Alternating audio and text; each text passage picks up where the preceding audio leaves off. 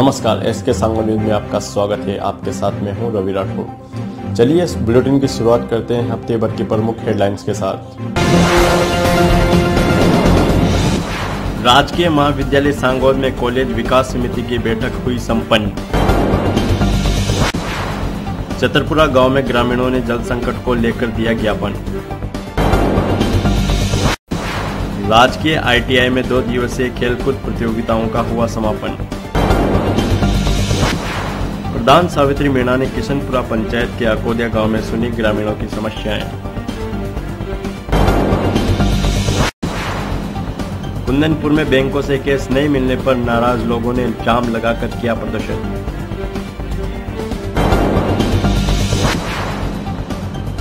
Sangod police ने मिलाया बिछड़े पिता पुत्र को।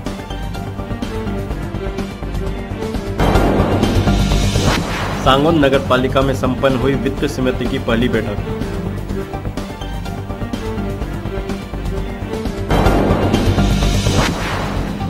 पंचायत समिति में हुई महिला मेटों की प्रशिक्षण कार्यशाला।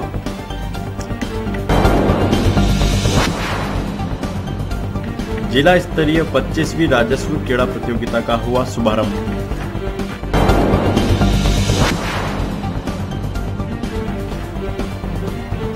नोटबंदी के 46 दिन बाद भी लोगों को नहीं मिल पा रहा है कैश।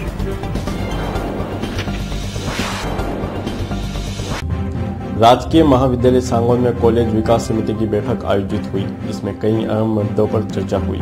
राजकीय महाविद्यालय में मंगलवार को महाविद्यालय विकास समिति की बैठक प्राचार्य डॉक्टर कृष्णा राणी की अध्यक्षता में संपन्न हुई। बैठक में महाविद्यालय के विकास से जुड़े प्रस्तावों पर चर्चा कर विद्यार्थियों की समस्याओं के निस्तारण एवं सुविधाओं के विस्तार को लेकर कई प्रस्ताव लिए गए। बैठक की शुरुआत में विधायक हीरालाल नागर ने प्राचार्य कृष्णा राणी से महाविद्यालय में सुविधाओं पर चर्चा कर महाविद्यालय के नए भवन में संचालित होने के बाद आ रही दिक्कतों की जानकारी ली। प्राचार्य ने बैठक में सांगोद पावर मुख्य मार्ग से महाविद्यालय भवन तक लिंक रोड नहीं होने से विद्यार्थियों को हो रही समस्या से अवगत कराया। वहीं 4 दीवारी के अभाव में असुरक्षा की भावना को लेकर भी अपनी बात रखी। प्राचार्य ने यहाँ सुरक्षा के लिहाज से गार्ड कक्ष निर्माण की मांग बैठक में रखी। महाविद्यालय का नामकरण महाराज काशीपुरी जी के नाम से करने पर भी चर्चा हुई, जिस पर विधायक ने बैठक में मौजूद ट्रस्ट अध्यक्ष सुरेंद्र सिंह खाड़ा व ट्रस्टी दिनेश मंगल से चर्चा कर इस कार्य में ट्रस्ट को आगे लाने की बात कही। बैठक में एसडीएम लहरी कुमार जैन, पालिका अध्यक्ष देवकीनंदन राठौर, उपाध्यक्ष जगदीश शर्मा, भाजपा देहात जिला कोषाध्यक्ष दिलीप गर्ग, छात्र संघ अध्यक्ष नितिन अग्रवाल, पुरुषोत्तम मित्तल, भाजपा नगर अध्यक्ष महेंद्र शर्मा, पार्षद अरविंद चौरसिया, PWD के अधिशासी अभियंता JP गुप्ता आदि मौजूद रहे। राजकीय ITI में 2 दिवसीय खेलकूद प्रतियोगिता का समापन मंगलवार को हुआ।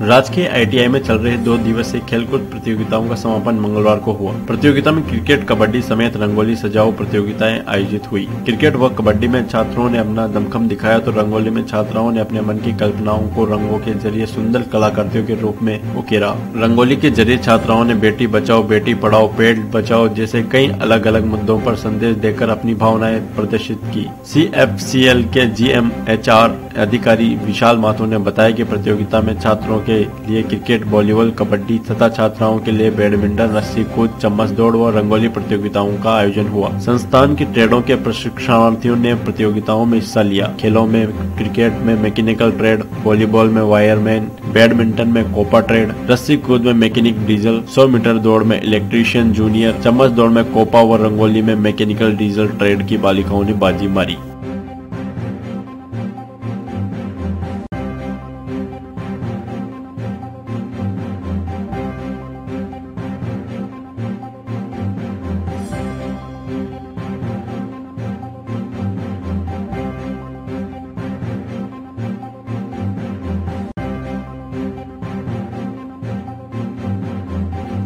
हिंगी पंचायत के चतरपुरा गांव में जल संकट से जूझ रहे लोग सोमवार को सांगोद उपखंड कार्यालय पहुंचे। हिंगी पंचायत के चतरपुरा गांव में जल संकट से जूझते ग्रामीणों की समस्याओं के समाधान के लिए सरकार की ओर से स्वीकृत पेयजल योजना का काम शुरू नहीं होने से ग्रामीणों में रोष है। कई बार जनप्रतिनिधियों व अधिकारियों को अवगत कराने के बाद भी कार्य शुरू नहीं होने से सोमवार को ग्रामीणों का सब्र फूट पड़ा और ग्रामीण ट्रैक्टर ट्रॉली में भरकर सांगोद पहुँच गए। ग्रामीणों ने यहाँ एसडीएम कार्यालय में प्रदर्शन कर अधिकारियों को अपनी पीड़ा बताई तथा शीघ्र समस्या समाधान नहीं होने पर उग्र आंदोलन की चेतावनी दी। ग्रामीण राम प्रसाद मेहरा, वार्ड पंच लक्ष्मीबाई, शांतिबाई आदि ने बताया कि चतरपुरा गांव के लोग बरसों से जल संकट की समस्या से त्रस्त हैं। सर्दी में भी लोगों को बूंद बूंद पानी जुटाने में मशक्कत करनी पड़ती है। समस्या को लेकर गत वर्ष जलदाय विभाग ने यहां टैंकरों से जलापूर्ति की तो लोगों को थोड़ी राहत मिली। स्थायी समाधान के लिए विभाग ने पेयजल व्यवस्था के लिए करीब 24 लाख रुपए की योजना सरकार को बनाकर भेजी थी, जो स्वीकृत भी हो गई, लेकिन अभी तक योजना का काम शुरू नहीं होने से ग्रामीणों में रोष है। ग्रामीण इस साल भी अभी से ही जल संकट की समस्या से त्रस्त हैं। सोमवार को गांव से बड़ी संख्या में महिला व पुरुष ट्रैक्टर ट्रॉलियों में सांगोद एसडीएम कार्यालय पहुंचे और यहां प्रदर्शन किया। सूचना के बाद यहां तहसीलदार लक्ष्मी नारायण प्रजापति और विभाग के कनिष्ठ अभियंता आकाश शर्मा मौके पर पहुंचे और ग्रामीणों से चर्चा की। काफी देर तक समझाइश एवं शीघ्र समस्या निस्तारण के भरोसे के बाद ग्रामीण माने और गाँव लौटे। सोमवार को प्रधान सावित्री मीणा ने किशनपुरा पंचायत के आकोदिया ग्राम में लोगों की समस्याएं सुनी। प्रधान सावित्री मीणा ने सोमवार को किशनपुरा पंचायत के आकोदिया गांव में ग्रामीणों की समस्याएं सुनी। इससे पूर्व प्रधान ने यहां चल रहे इंटरलॉकिंग कार्य का अवलोकन किया तथा गुणवत्ता को लेकर संबंधित ठेकेदार को निर्देशित किया। ग्रामीणों ने प्रधान को मुक्तिधाम एवं कब्रिस्तान तक जाने का रास्ता नहीं होने की समस्या बताई। ग्रामीणों ने बताया कि रास्ते के अभाव में ग्रामीणों को अंतिम क्रिया में खासी परेशानी का सामना करना पड़ता है। खासकर बारिश में ग्रामीणों को कई दिक्कतों का सामना करना पड़ता है। प्रधान ने ग्रामीणों की समस्याओं पर भरोसा दिलाते हुए कहा कि पहले गाँव के प्रत्येक घर में शौचालय का निर्माण करवाएं, गांव को खुले में शौच मुक्त करें तथा स्वच्छता रखें। उन्होंने गांव के प्रत्येक घर में शौचालय बन जाने व गांव के खुले में शौच मुक्त होने पर पंचायत की ओर से कब्रिस्तान एवं मुक्तिधाम के आम रास्ते पर इंटरलॉकिंग सड़क का निर्माण करवाने का भरोसा दिलवाया। प्रधान ने बताया कि यहां 23 दिसंबर को पंचायत के अटल सेवा केंद्र पर पंडित दीनदयाल उपाध्याय जन कल्याण शिविर का आयोजन होना है, जिसमें सभी विभागों के अधिकारी मौजूद रहकर ग्रामीणों की समस्याएं सुनेंगे तथा मौके पर ही उनका निस्तारण करने का प्रयास करेंगे। उन्होंने ग्रामीणों से शिविर में पहुंचकर अपनी समस्याएं बताने पर जोर दिया।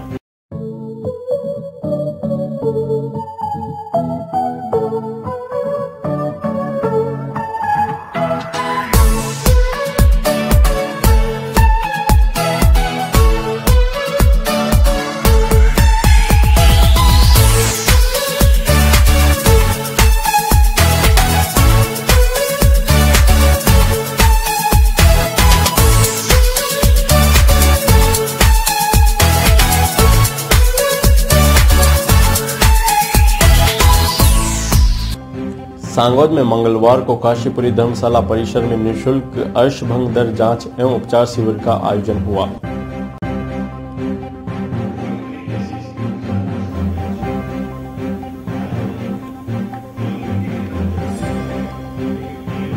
सांगोद में मंगलवार को काशीपुरी धर्मशाला परिसर में निःशुल्क अर्शभंग दर जांच एवं उपचार शिविर आयोजित हुआ। शिविर के मुख्य अतिथि विधायक हीरालाल नागर ने कहा कि आयुर्वेदिक चिकित्सा पद्धति भारतीय संस्कृति की पहचान है। प्राचीन काल से आयुर्वेदिक चिकित्सा ने गंभीर बीमारियों के उपचार में भी अपनी छाप छोड़ी है। कार्यक्रम के अध्यक्षता एसडीएम लहरी कुमार जैन ने की। इससे पूर्व शिविर में जाँच एवं उपचार के लिए मरीजों के पहुँचने का सिलसिला शुरू हो गया। शिविर में 120 मरीजों की जाँच कर 35 मरीजों का ऑपरेशन के लिए चयन किया गया। विशिष्ट अतिथि काशीपुरी ट्रस्ट अध्यक्ष सुरेंद्र सिंह हाड़ा, विकास अधिकारी देवकरण शर्मा, पालिका अध्यक्ष देवकीनंदन राठौर, उपाध्यक्ष जगदीश शर्मा व ट्रस्टी दिनेश गौतम ने भी लोगों के आयुर्वेदिक चिकित्सा पद्धति का लाभ उठाने की अपील की। जिला आयुर्वेदिक अधिकारी कृष्ण गोपाल शर्मा ने बताया कि शिविर का लाभ अधिक से अधिक लोगों को मिले, इसके लिए हम सभी को प्रयास करना चाहिए। डॉक्टर मुंगेंद्र जोशी ने मौजूद लोगों को बीमारियों के उपचार की विस्तार से जानकारी दी।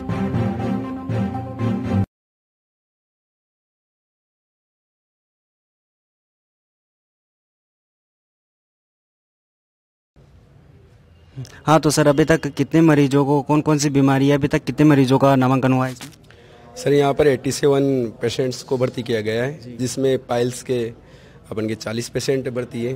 इधर गुदब्रंस के जो प्रोजेक्टर प्रोलेप्स है उसके 13 है और इधर पीसर के 27 है और जो पिस्टुला बगंदर के 7 पेशेंट एडमिटेड है। तो सर अपने कितने साल से इस पर काम कर रहे हैं?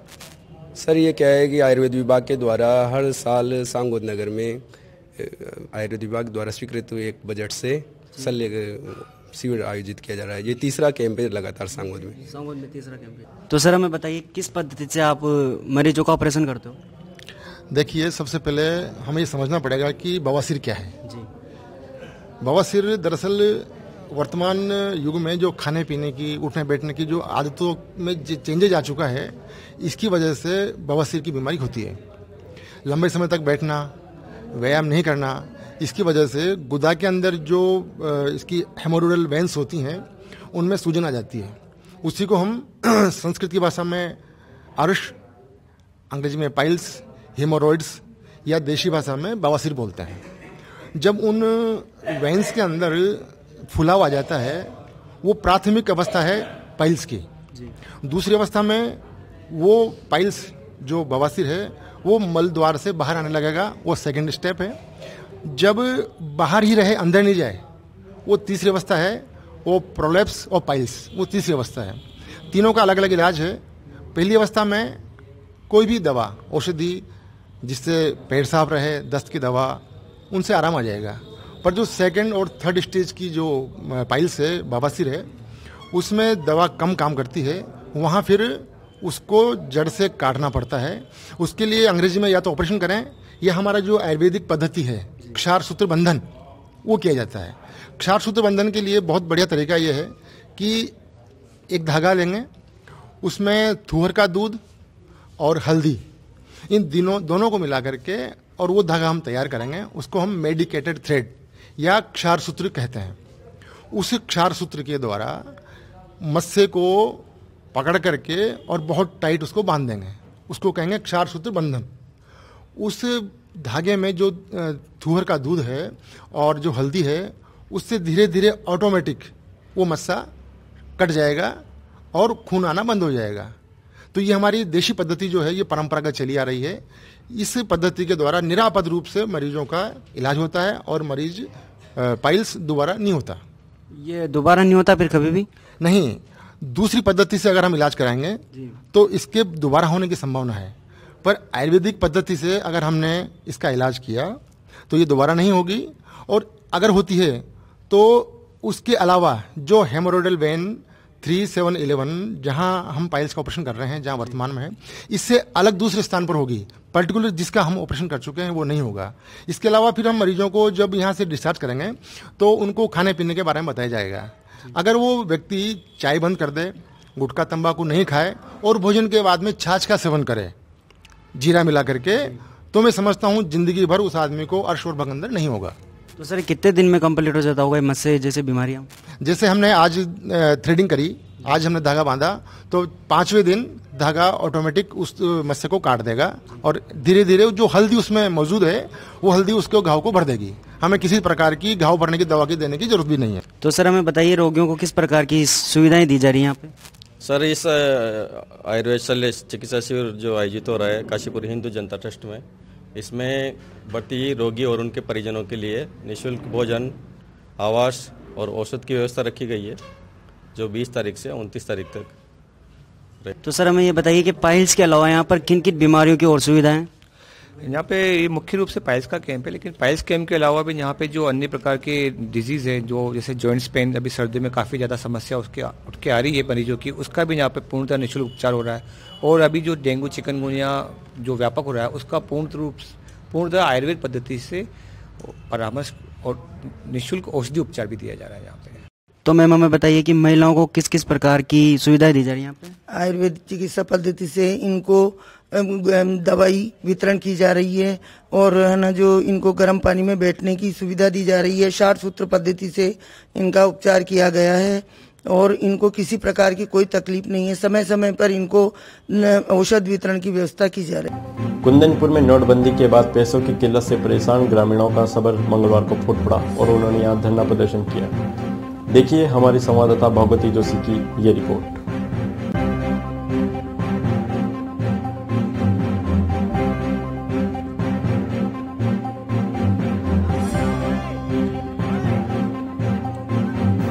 कुंदनपुर में नोटबंदी के बाद से पैसों की किल्लत से जूझ रहे ग्रामीणों का सब्र मंगलवार को फूट पड़ा। बैंक की अव्यवस्थाओं से परेशान ग्रामीणों ने मंगलवार को सांगोद कुंदनपुर मार्ग पर जाम लगा दिया। करीब 5 घंटे तक ग्रामीण बैंक के सामने सड़क पर धरना देकर बैठे रहे। बाद में मौके पर पहुंचे एसडीएम लहरी कुमार जैन ने शीघ्र बैंक की व्यवस्थाओं में सुधार के आश्वासन के बाद ग्रामीण माने और जाम और धरना हटाया। इससे पूर्व पैसों की किल्लत से जूझ रहे ग्रामीण सुबह जल्दी ही बैंक के सामने कतारों में लग गए। प्रातः 11 बजे तक भी बैंक में कैश नहीं पहुंचा तो ग्रामीणों का विरोध सड़क पर आ गया। बड़ी संख्या में ग्रामीण सड़क पर जाम लगाकर धरना देकर बैठ गए। ग्रामीणों ने सड़क पर टायर जलाकर विरोध प्रदर्शन किया। ग्रामीणों ने इसकी सूचना पूर्व मंत्री ब्रज सिंह को भी दी। पूर्व मंत्री के समर्थन के बाद यहां आसपास के गांवों के कांग्रेसी कार्यकर्ता भी जुटने लगे और धरने में शामिल हुए। इस दौरान सड़क जाम होने से वाहन चालकों को भी असुविधा का सामना करना पड़ा। सड़क के दोनों तरफ वाहनों की कतारें लग गई। शाम करीब 4 बजे मौके पर पहुंचे एसडीएम के आश्वासन के बाद ग्रामीण माने और जाम हटाने के बाद वाहनों का आवागमन सुचारू हो पाया। गुरुवार को पुलिस ने एक विमंदित युवक को अपने परिजनों से मिलवाया। अपराध पर नियंत्रण एवं कानून व्यवस्था के बीच कभी कभी पुलिस का ऐसा मानवीय चेहरा भी सामने आ जाता है जो कई लोगों के लिए राहत भरा होता है और समाज में भी एक अलग संदेश दे जाता है। गुरुवार को भी यहाँ पुलिस का एक ऐसा ही चेहरा सामने आया जिसमें एक बिछड़े विमंदित पुत्र को पुलिस ने न केवल अपने पिता से मिलवाया बल्कि 2 दिनों तक उसकी अपनी स्तर पर देखभाल भी की। महिषासुर जिला लखीमपुरा खेड़ी उत्तर प्रदेश निवासी 19 वर्षीय राहुल करीब 1 साल से दिमागी संतुलन खो बैठा। वो अपने पिता कमलेश कुमार के साथ हरिद्वार में रहता था। कमलेश कुमार हरिद्वार में एक फैक्ट्री में मेहनत मजदूरी कर अपने परिवार का पाल रहे हैं। 15 दिसंबर को राहुल घर से लापता हो गया था। इस दौरान परिजनों ने अपने स्तर पर हर संभव उसकी तलाश की लेकिन राहुल का कोई सुराग नहीं लगा। 20 दिसंबर को राहुल सांगोद पुलिस को यहाँ कोडियों के चौक में भटकता मिला। लोगों की मदद से पुलिस उसे सांगोद थाने ले आई और अपने स्तर पर उससे पूछताछ की। पहले तो पुलिस को देख राहुल डरा समा रहा लेकिन जब बाद में पुलिस ने अपनापन दिखाया तो राहुल ने अपने नाम और अपना मोबाइल नंबर बताया जिस पर पुलिस ने संपर्क किया और राहुल के सांगोद होने की सूचना दी। एक लड़का था जो रहने वाला तो यहाँ लखीमपुर जिला यूपी का था। हरिद्वार में इसके माता पिता वहाँ पे मजदूरी वगैरह करते थे तो वहाँ से ये विमदित होने के कारण चल निकला 15/12/2016। निकलने के बाद में ये यहाँ कोडियों के चौक में जैसे तैसे यहाँ पहुंचा। जानकारी प्राप्त हुई तो हमने इसको बुला के हमारे पास रखा। इसके माता पिता को ट्रेस किया।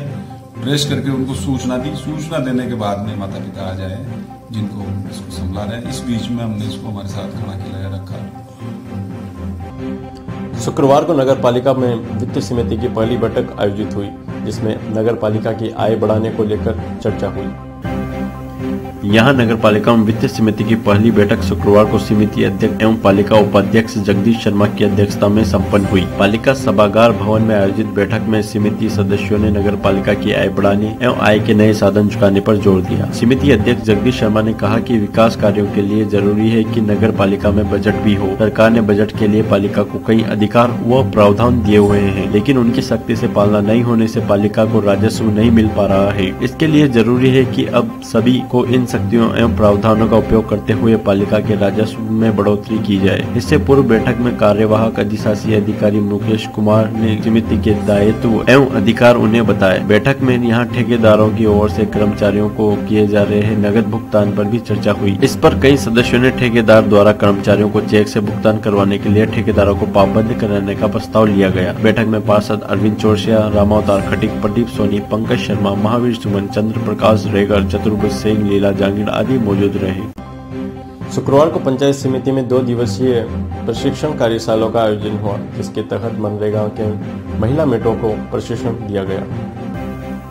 ग्रामीण विकास ट्रस्ट CSOCFT सांगोद की ओर से महात्मा गांधी मनरेगा कन्वर्जेंस परियोजना के तहत यहां शुक्रवार से पंचायत समिति में 2 दिवसीय प्रशिक्षण कार्यशाला शुरू हुई। कार्यशाला में पंचायत समिति सेक्टर में मनरेगा के तहत कार्यरत महिला मेटों को उनके दायित्व एवं कर्तव्यों के साथ स्थलों पर किए जाने वाले कार्यों का प्रशिक्षण दिया गया। प्रशिक्षण के पहले दिन सेक्टर की 65 महिला मेटों ने भाग लिया। कार्यशाला में सहायक अभियंता मुकेश स्वर्णकार ने मनरेगा कानून एवं कार्य कार्यों के मैनेजमेंट संबंधी जानकारी दी तथा कार्यों का पूरा नाप तोल करने व रजिस्टर में संधारित करने आदि की जानकारी विस्तार से दी। ग्रामीण विकास ट्रस्ट के जिला कार्यक्रम शंभू सिंह ने मनरेगा से जुड़ी जानकारी महिला मेटों को दी तथा मनरेगा में काम करने वाले श्रमिकों को किस तरह उनकी मजदूरी का पूरा भुगतान मिले तथा उससे उन्हें आर्थिक नुकसान भी न हो, इसकी विस्तार से जानकारी दी। शनिवार को सांगोन में जिला स्तरीय 25वीं राजस्व खेल कूद प्रतियोगिता का भव्य आगाज हुआ। जिला स्तरीय 25वीं राजस्व क्रीड़ा प्रतियोगिता का यहां शनिवार को भव्य आगाज हुआ। महाराव भील सिंह स्टेडियम में आयोजित समारोह में संभागीय आयुक्त रघुवीर मीणा ने ध्वजारोहण कर प्रतियोगिता का आगाज किया। प्रतियोगिता में कोटा जिले की 5 तहसील व कोटा कलेक्टर कार्यालय के कर्मचारियों की टीम ने हिस्सा लिया। दफ्तरों में बैठकर विभागीय कार्यों में लगे रहने वाले कर्मचारी शनिवार को यहाँ प्रतियोगिताओं में खेलों में अपना दमखम दिखाते नजर आए। कोई प्रशिक्षित खिलाड़ी की तरह खेला तो कोई अनाड़ी की तरह खेलों में अपनी टीम की जीत की जद्दोजहद में दिखा। प्रतियोगिता में स्कूली बालिकाओं ने सांस्कृतिक कार्यक्रमों के जरिए देश प्रेम का संदेश लोगों को दिया। आयोजन में जिले की 6 तहसीलों के राजस्व विभाग के कर्मचारियों ने कबड्डी, वॉलीबॉल समेत कई प्रतियोगिताओं में दमखम दिखाया और एक दूसरे की टीमों को पटखनी दी। कार्यक्रम के मुख्य अतिथि संभागीय आयुक्त रघुवीर सिंह मीणा थे। अध्यक्षता पालिका अध्यक्ष देवकीनंदन राठौर ने की। पालिका उपाध्यक्ष जगदीश शर्मा, उप प्रधान नंदकिशोर मालव, पूर्व पालिका अध्यक्ष ब्रज बिहारी शर्मा, भाजपा नगर अध्यक्ष महेंद्र शर्मा आदि विशिष्ट अतिथि रहे।